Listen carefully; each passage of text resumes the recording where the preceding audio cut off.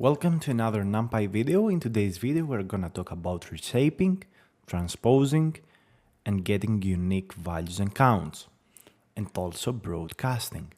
First of all, let's specify an array that is gonna be having dimensions of 2.4, meaning 2 rows and 4 columns. You can use the .reshape function to change the shape of the array.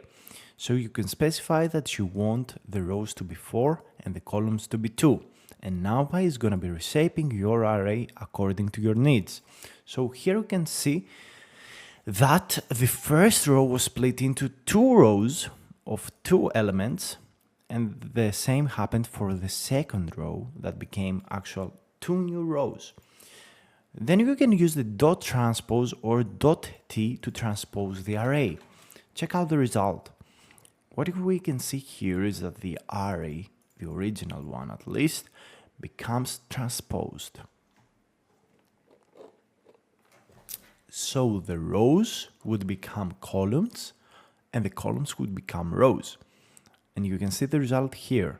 So 1.2.3.4 was a row and now it became a column, while 4.5.6.8 was another row and became a column.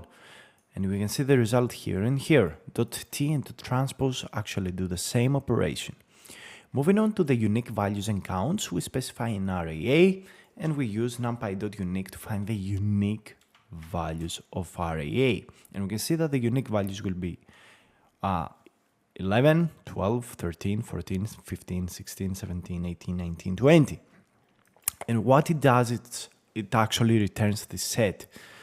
Its value in the set is going to be unique. So we see in the original array we have 2 12s, but here we only have 1.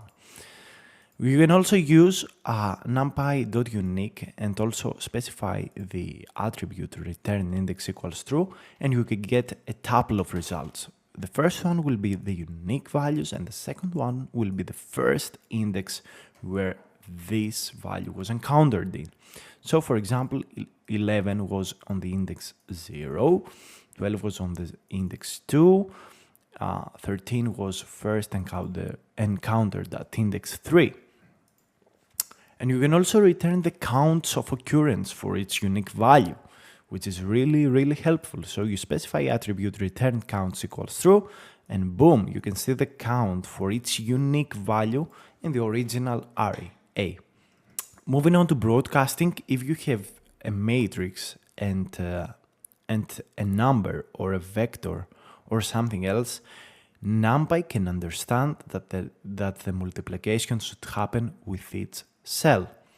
So if at least one of the dimensions is equal to 1 for either one of the two things you want to multiply, NumPy can understand and do cell-by-cell multiplication.